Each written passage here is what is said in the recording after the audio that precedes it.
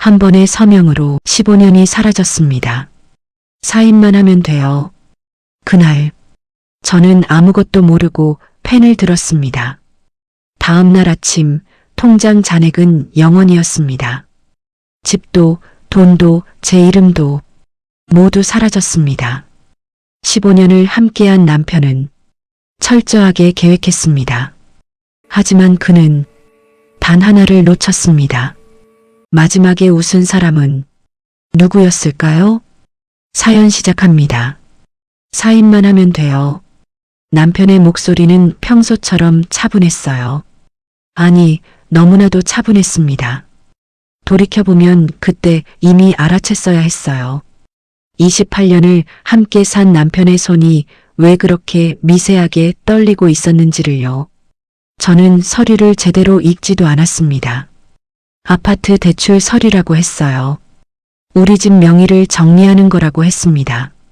금리가 낮아질 때 갈아타는 게 좋다고 은행에서 추천했다고 했어요. 환갑을 앞두고 노후 준비를 제대로 해야 한다고 했습니다. 그의 말을 의심할 이유가 없었어요. 부부니까요. 30년 가까이 함께한 가족이니까요. 펜을 드는 제 손은 가벼웠어요. 서명을 하는 동안에도 저는 웃고 있었습니다. 이제 대출금리가 낮아지는 거죠? 그럼 노후 자금 모으기가 좀 수월해지겠네요. 그렇게 물었을 때 남편은 고개를 끄덕이며 서류를 재빨리 챙겼어요. 그의 얼굴에 스친 미세한 표정 변화를 저는 놓쳤습니다. 그날 저녁 남편은 회식이 있다며 집을 나섰어요. 늦을 거야. 먼저 자. 그 말이 마지막이 될 줄은 꿈에도 몰랐습니다. 다음 날 아침 통장을 확인하던 저는 숨이 멎었어요. 잔액이 0원이었습니다. 처음엔 오류인 줄 알았어요. 은행 시스템 문제겠거니 생각했습니다. 하지만 부동산 등기부등본을 떼어본 순간 현실이 무너져 내렸어요. 우리 집 명의가 남편 단독 소유로 바뀌어 있었습니다. 28년간 제가 악착같이 모은 적금도 노후 대비 연금 저축도 결혼 전 받은 전세금까지도요. 심지어 제가 친정어머니께 물려받은 예금까지도 모두 사라져 있었어요. 퇴직금 5천만 원도 국민연금 수령 직전까지 모아둔 목돈도요. 모든 것이 그의 명의로 이동되어 있었습니다. 이게 뭐죠? 손이 덜덜 떨렸어요. 휴대폰을 들어 남편에게 전화를 걸었습니다. 한 번, 두 번, 10번. 전화는 받지 않았어요. 문자를 보냈습니다. 여보, 통장이 이상한데 무슨 일이에요? 노후 자금이 다 어디 갔어요? 답장은 없었어요. 회사에 전화를 걸었습니다. 비서가 말했어요. 부장님 지난달에 퇴직하셨는데요. 퇴직? 저는 아무것도 몰랐습니다. 남편은 매일 아침 정장을 입고 출근했어요. 퇴직금도 받았을 텐데 그 돈은 어디로 간 걸까요? 집 앞에 서서 기다렸습니다. 저녁이 됐고 밤이 됐어요. 그는 돌아오지 않았습니다. 새벽 2시, 3시, 4시 문 앞에 앉아 기다렸어요. 복도 끝에서 발소리가 들릴 때마다 벌떡 일어났습니다. 하지만 그건 이웃집 사람이었어요. 사흘이 지나고 일주일이 지났습니다. 우편함에 한 통의 편지가 도착했어요. 변호사 사무실 봉투였습니다. 떨리는 손으로 뜯어본 내용은 이혼 소송 통지서였어요. 이혼 사유, 성격 차이. 그 한 줄을 읽는 순간 웃음이 나왔습니다. 미친 듯이 웃다가 울었어요. 바닥에 주저앉아 한참을 울었습니다. 28년이란 시간이 성인이 된 두 자녀를 키운 세월이 그의 부모님, 임종까지 지켜드린 밤들이 그의 사업 실패 때 빚을 갚으려 밤낮으로 일했던 날들이 모두 성격 차이 내 글자로 정리되는 순간이었어요. 그날부터 저는 악몽 속에서 살았습니다. 집 계약은 남편이 일방적으로 해지했고 저는 보증금 한 푼 받지 못한 채 쫓겨나야 했어요. 집주인이 문을 두드렸습니다. 계약 해지됐으니 나가주세요. 신용카드는 모두 정지됐어요. 제 명의로 된 대출만 13건이 남아 있었습니다. 남편이 몰래 제 이름으로 받아놓은 대출이었어요. 친구 집 작은 방에 몸을 숨긴 채 저는 매일 밤 울었습니다. 거울 속 제 모습은 처참했어요. 열흘 만에 7kg가 빠졌고 흰머리가 급격히 늘어났습니다. 머리카락이 한 움큼씩 빠져나갔어요. 잠을 자려고 하면 심장이 터질 것처럼 뛰었습니다. 공황장애가 왔어요. 채권 추심 전화가 하루에 20통씩 걸려왔어요. 제가 빌린 적도 없는 돈을 갚으라는 독촉장이 쌓여갔습니다. 내일까지 안 갚으면 법적 조치 들어갑니다. 협박 문자도 날아왔어요. 대학생 아들과 취준생 딸에게 연락이 왔습니다. 엄마, 아빠한테 무슨 일 있어요? 연락이 안 돼요. 아들이 울먹이며 물었을 때 저는 대답할 수가 없었어요. 엄마도 잘 모르겠어. 그 말을 하며 통화를 끊었을 때 가슴이 찢어지는 것 같았습니다. 환갑도 안 된 나이에 인생의 황혼기를 앞두고 저는 모든 걸 잃었어요. 이혼 조정날 저는 남편을 마주했어요. 한 달 만에 본 그는 말쑥한 정장 차림이었습니다. 새로 염색한 검은 머리, 명품 시계를 차고 새로 산 듯한 구두를 신고 있었어요. 제 돈으로 치장한 모습이었습니다. 그 옆에는 낯선 젊은 여자가 서 있었어요.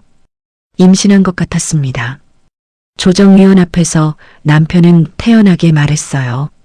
이 사람이 씀씀이가 너무 커서 견딜 수가 없었어요.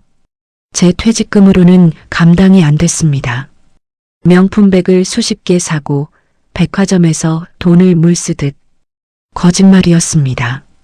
제가 생활비를 아끼려고 새벽마다 시장을 다니던 걸, 옷 한 벌 제대로 사입지 못하고 10년째 같은 외투를 입고 다니던 걸, 명품은커녕 동대문 시장에서 옷을 사입던 걸 그는 누구보다 잘 알고 있었어요.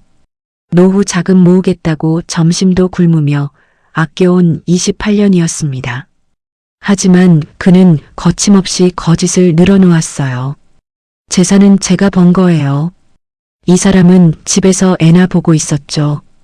제 월급과 퇴직금으로 모은 겁니다. 그 말을 듣는 순간 숨이 막혔어요. 28년간 투잡을 뛰며 모은 제 적금이, 주말마다 과외를 해서 모은 돈이, 명절 때마다 받은 세뱃돈까지 모두 모아 만든 재산이었습니다. 남편이 사업 실패했을 때 빚 3천만 원을 제가 갚았고 시어머니 병원비 2천만 원도 제 적금을 깨서 냈어요. 장례 비용도 제가 댔습니다. 그런데 그는 자기 혼자 번 돈이라고 말했어요. 저는 참을 수 없었어요. 거짓말하지 마세요. 당신 사업 실패했을 때 누가 빚 갚았어요? 어머니 병원비는요? 장례비는요? 조정위원은 자료를 검토했습니다.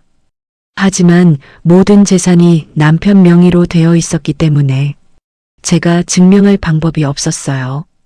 통장 거래 내역도 남편이 삭제했고 증여세 납부 기록도 남편이 조작해 놓은 상태였습니다. 남편의 변호사가 서류를 꺼냈어요. 피고는 원고에게 생활비를 충분히 제공했고 원고는 그 돈을 낭비했습니다. 여기 신용카드 내역이 있습니다. 그 내역을 보는 순간 저는 경악했습니다. 제가 쓴 적 없는 명품 구매 내역이 가득했어요. 백화점, 면세점, 고급 레스토랑, 모두 조작된 거래였습니다. 남편이 제 카드를 몰래 복제해서 쓴 거였어요. 재산 분할은 2대8로 합의하시죠. 조정위원의 말에 저는 고개를 저었어요. 80%는 남편이 가져가고 저는 고작 20%만 받으라는 말이었습니다. 환갑을 앞두고 노후 자금의 80%를 빼앗기라는 거였어요. 억울했습니다. 하지만 증거가 없었어요. 남편은 제 옆에 앉아 차갑게 속삭였어요. 받을 수 있을 때 받아. 안 그러면 아무것도 못 받을 거야. 당신 나이에 다시 시작할 수 있을 것 같아? 위협이었습니다. 저는 온몸이 얼어붙는 걸 느꼈어요. 그가 이렇게까지 철저하게 계획했을 줄은 상상도 못했습니다. 휴식 시간, 화장실에 갔을 때였어요. 남편과 함께 온 그 여자를 마주쳤습니다. 거울 앞에서 화장을 고치던 그녀가 저를 보며 미소 지었어요. 언니 미안해요. 하지만 사랑에는 나이가 없잖아요. 그녀의 목소리는 당당했습니다. 미안한 기색이라곤 없었어요. 남편보다 20살은 어린 여자였습니다. 저는 그녀를 물끄러미 바라봤습니다. 당신도 언젠가 당하게 될 거예요. 사람은 안 변해요. 그녀는 코웃음을 쳤어요. 우린 달라요. 진짜 사랑이거든요. 언니는 늙었잖아요. 화장실을 나서는 그녀의 뒷모습을 보며 저는 생각했습니다. 28년 전에 저도 저렇게 생각했었다고요. 조정은 결렬됐어요. 남편은 자리에서 일어나며 마지막으로 말했습니다. 소송으로 가면 당신은 1원도 못 받아. 변호사 비용만 날리고 끝날 거야. 당신 나이에 무슨 수로 살아? 그리고 자식들한테도 안 좋은 영향 가니까 조용히 정리하는 게 서로 좋을 거야. 그날 밤 저는 친구 집 좁은 방에서 무릎을 껴안고 앉아 있었어요. 창밖으로 비가 내렸습니다. 빗소리를 들으며 저는 생각했어요. 정말 이대로 무너져야 하는 걸까요? 28년을 함께한 사람이 저를 이렇게 철저하게 짓밟고도 아무렇지 않을 수 있는 걸까요? 주변 사람들의 시선도 견디기 힘들었습니다. 동네 아줌마들은 수군거렸어요. 남편이 젊은 여자한테 갔대. 부인이 늙어서 그런 거래. 남편이 퍼뜨린 소문이었습니다. 저는 마트에 가는 것조차 두려워졌어요. 그때였습니다. 침대 밑에 쌓아둔 상자에서 오래된 서류 봉투가 눈에 띄었어요. 이사할 때 급하게 챙긴 것들이었습니다. 별 생각 없이 펼쳐본 서류들 사이에서 저는 한 장의 종이를 발견했어요. 손이 떨렸습니다. 심장이 미친 듯이 뛰었어요. 그 서류는 7년 전 남편이 사업자금 대출을 받을 때의 거래 명세서였습니다. 당시 남편은 제 명의로 대출을 받았고 저는 연대보증인이 되어 있었어요. 그것까지는 기억하고 있었습니다. 하지만 이 서류에는 남편이 숨겨놓은 결정적인 흔적이 있었어요. 대출금 5천만 원이 남편의 계좌가 아닌 제3의 계좌로 이체된 기록이었습니다. 그 계좌는 남편이 비밀로 만들어 놓은 페이퍼 컴퍼니 계좌였어요. 회사 이름도 생소했습니다. HK 인터내셔널. 남편이 대학 친구 명의로 만든 유령 회사였어요. 더 놀라운 건 그 다음이었습니다. 서류를 한 장 한 장 넘기다 보니 남편의 서명이 위조된 부분이 나왔어요. 제 서명도 두 군데가 달랐습니다. 분명히 제가 직접 서명한 게 아니었어요. 필적이 미묘하게 달랐습니다. 손이 떨렸습니다. 이게 뭘 의미하는지 저는 본능적으로 알 수 있었어요. 남편은 처음부터 계획했던 겁니다. 저를 연대보증인으로 세워놓고 돈을 빼돌린 뒤 저에게 모든 빚을 떠넘기려고 했던 거예요. 퇴직도, 이혼도, 재산 이전도 모든 게 그 계획의 일부였습니다. 저는 즉시 더 깊이 파고들었어요. 집에 있던 낡은 노트북을 켰습니다. 남편이 쓰던 컴퓨터였어요. 비밀번호는 큰아들 생일이었습니다. 로그인에 성공했어요. 파일을 뒤지기 시작했습니다. 휴지통, 다운로드 폴더, 문서 폴더를 샅샅이 뒤졌어요. 삭제된 파일도 복구 프로그램을 돌려 찾아냈습니다. 새벽 3시까지 컴퓨터 앞에 앉아 하나하나 확인했어요. 그리고 발견했습니다. 엑셀 파일 하나, 파일명은 재산이 전계획이었습니다. 파일을 열자 소름이 돋았어요. 거기엔 남편이 5년 전부터 치밀하게 세워놓은 계획이 적혀 있었습니다. 1단계, 아내 명의 대출 최대한 실행, 목표 1억. 2단계, 퇴직금 5천 포함 공동재산 본인 명의로 이전, 부동산, 예금, 연금저축. 3단계, 조기 퇴직 후 위장이혼, 재산 은닉. 4단계, 수아와 재혼 후 새 출발, 목표 60세 전. 한 줄 한 줄 읽어내려가며 저는 온몸이 얼어붙는 걸 느꼈습니다. 남편은 저를 사랑한 적이 없었어요. 28년 내내 저는 그저 이용당하고 버려질 도구였던 겁니다. 환갑도 안 된 나이에 새로운 삶을 계획했던 거예요. 더 충격적인 건 파일 속에 다른 여자의 이름이 있었다는 거예요. 정수아, 남편의 회사 후배였습니다. 파일에는 그녀와의 동거 계획, 새 아파트 계약서, 심지어 결혼 예정일까지 적혀 있었어요. 그리고 제 몰래 찍은 사진들도 있었습니다. 증거 자료용이라는 폴더명이었어요. 제가 화장을 안 하고 집안일 하는 모습, 흰머리가 그대로 보이는 모습만 골라서 찍어 놓은 거였습니다. 더 파일을 뒤지자 카톡 대화 복사본이 나왔어요. 남편과 그 여자의 대화였습니다. 곧 끝나. 늙은이가 아무것도 모르고 있어. 오빠 대단해. 30년 가까이 참은 거야? 참은 게 아니라 준비한 거지. 퇴직금까지 다 내 거야. 환갑 전에 새로 시작하는 거야. 대화를 읽으며 눈물이 났습니다. 하지만 울고만 있을 수 없었어요. 저는 그 순간 무너지지 않았습니다. 오히려 차갑게 식었어요. 좋아. 이제 내 차례야. 다음날 새벽 저는 모든 파일을 USB 3개에 복사했습니다. 서류 원본을 스캔했고 사진으로도 찍어놨어요. 클라우드에도 백업했습니다. 그리고 은행을 찾아가 지난 7년간의 모든 거래 내역을 떼어냈어요. 남편이 삭제한 줄 알았던 거래 내역이 은행에는 남아 있었습니다.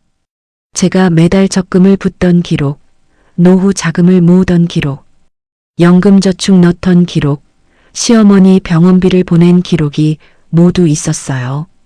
증거였습니다. 그리고 변호사를 찾아갔습니다. 무료 법률 상담소였어요. 중년의 여성 변호사가 저를 맞이했습니다. 어떻게 오셨어요? 저는 준비한 서류를 모두 꺼내 보여줬어요. USB도, 프린트한 파일도, 은행 거래 내역도 모두요. 변호사는 처음엔 무심하게 넘기던 서류를 보다가 점점 표정이 굳어졌습니다. 이건 명백한 사문서 위조예요. 그리고 사기죄도 성립합니다. 재산은닉, 배임, 횡령까지 가능할 수 있어요. 변호사의 목소리가 떨렸어요.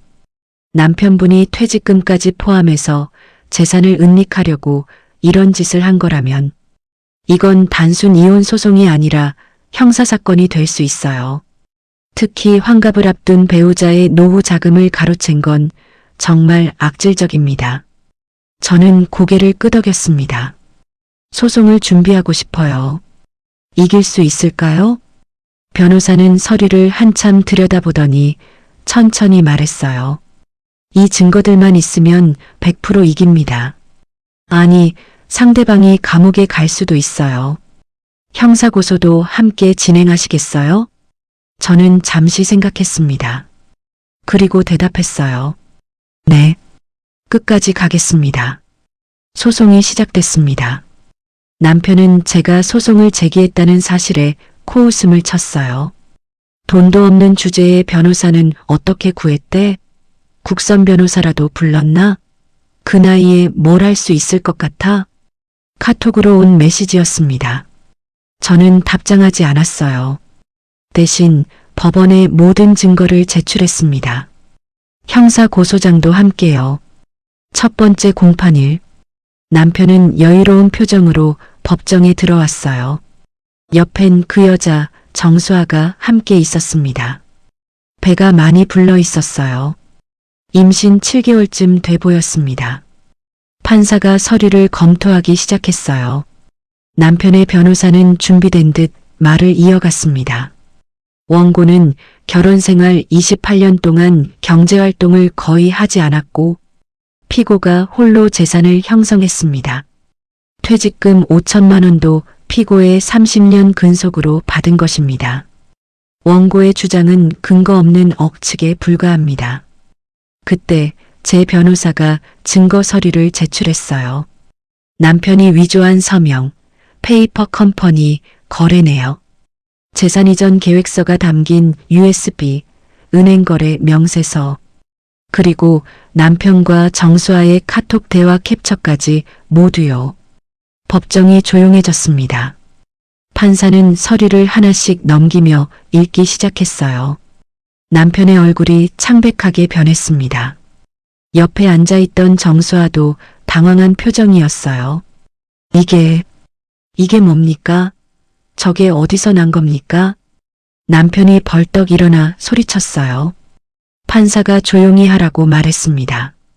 피고는 원고의 서명을 위조했고 공동재산과 퇴직금을 불법적으로 이전했으며 유령회사를 통해 자금을 은닉한 정황이 명백합니다.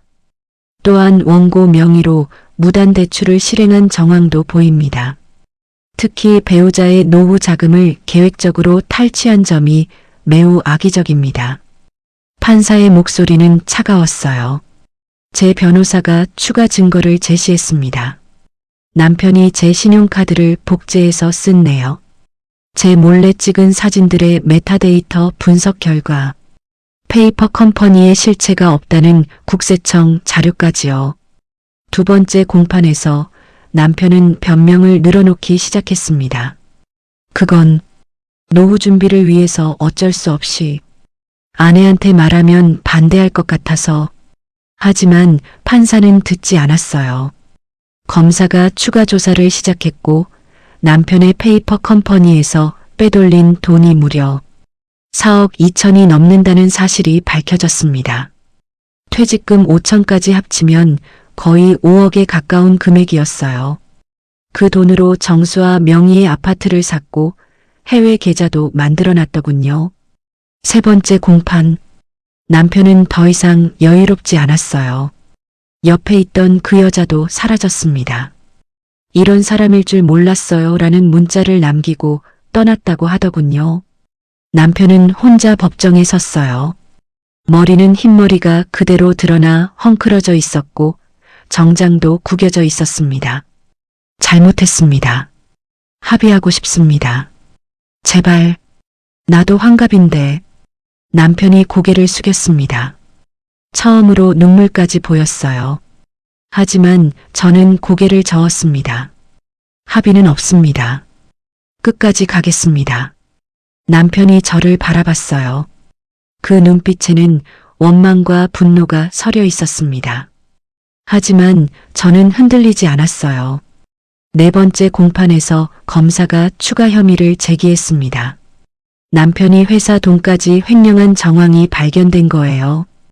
퇴직 직전 회사 자금 일부를 빼돌린 정황이 있었습니다.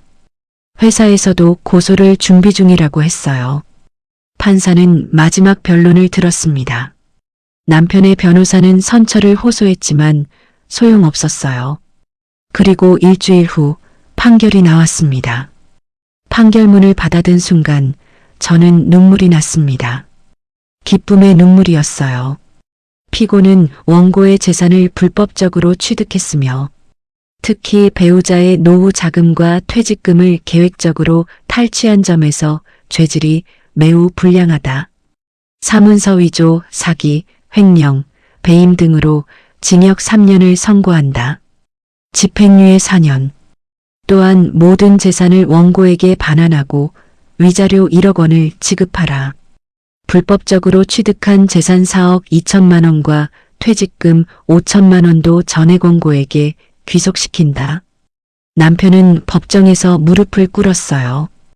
울먹이며 용서를 빌었습니다. 미안해. 정말 미안해. 다시 생각해봐. 하지만 저는 돌아보지 않았어요. 그의 사과는 진심이 아니었습니다. 들킨 것에 대한 후회일 뿐이었어요. 법정을 나서는 남편의 뒷모습은 초라했습니다. 명품 시계도 새 구두도 없었어요. 회사에서도 해고됐다고 들었습니다. 그는 모든 걸 잃었어요. 판결 이후 모든 재산이 제게 돌아왔습니다. 집도 통장도 제 이름으로 다시 돌아왔어요. 남편이 숨겨놓았던 4억 2천도 찾아냈습니다.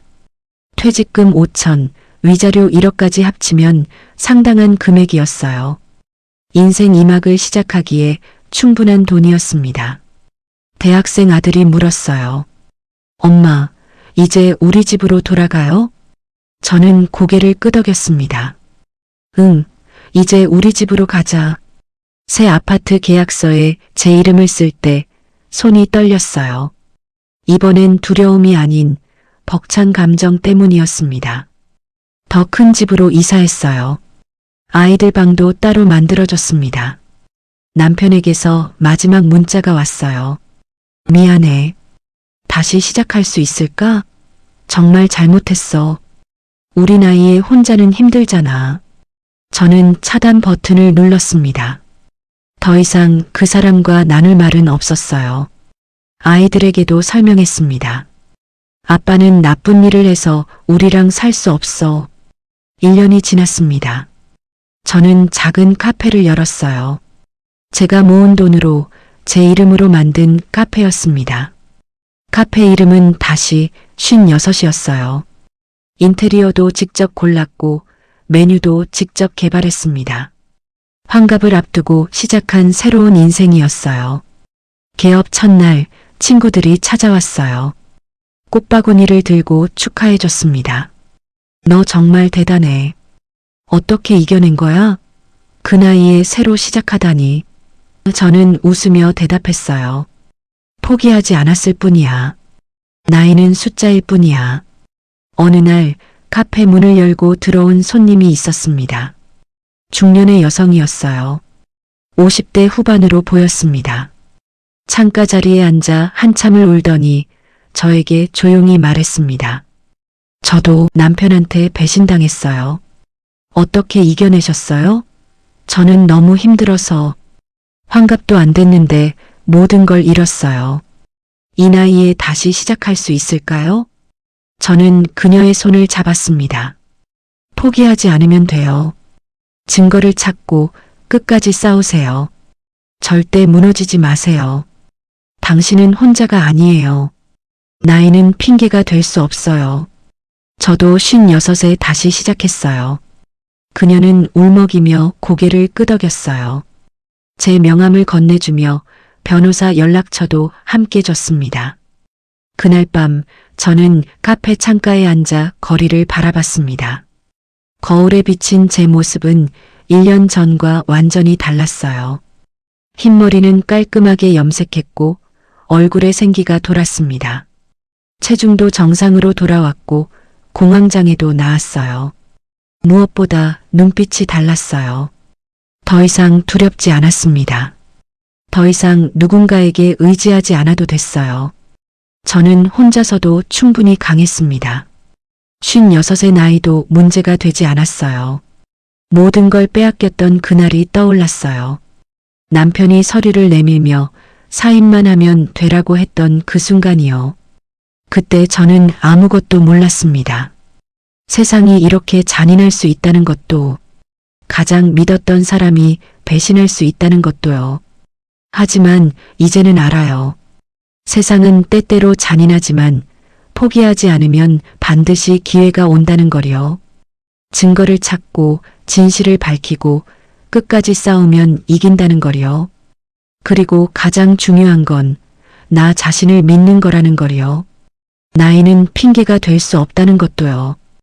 2년이 지난 지금 저는 3개의 카페를 운영하고 있습니다.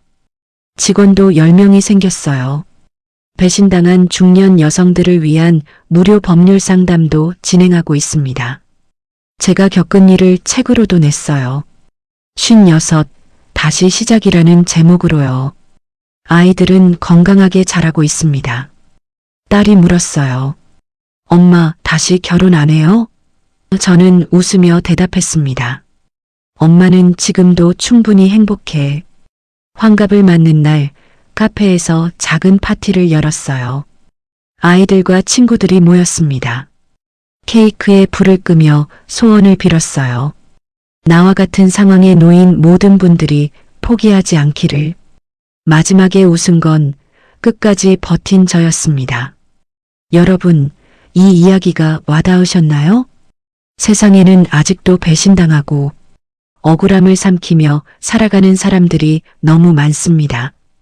특히 인생의 황혼기를 앞두고 모든 것을 잃은 분들에게 이 이야기가 작은 위로가 되길 바랍니다. 하지만 기억하세요. 포기하지 않으면 반드시 길이 보입니다. 나이는 핑계가 될 수 없습니다. 증거를 모으세요. 기록을 남기세요. 그리고 절대 혼자라고 생각하지 마세요. 이 영상이 누군가에게는 위로가 되고 누군가에게는 용기가 되길 바랍니다. 구독과 좋아요는 더 많은 분들께 이 이야기를 전할 수 있는 큰 힘이 됩니다. 여러분의 응원이 또 다른 이야기를 만들어갑니다. 알림 설정까지 해두시면 앞으로도 감동적이고 희망을 주는 이야기들을 가장 먼저 만나보실 수 있어요. 댓글로 여러분의 생각을 나눠주세요. 힘든 일을 겪고 계신 분들께는 작은 조언이라도 남겨드리고 싶습니다. 모든 댓글 하나하나 진심으로 읽고 있습니다. 다음 이야기에서 또 만나요. 끝까지 봐주셔서 감사합니다.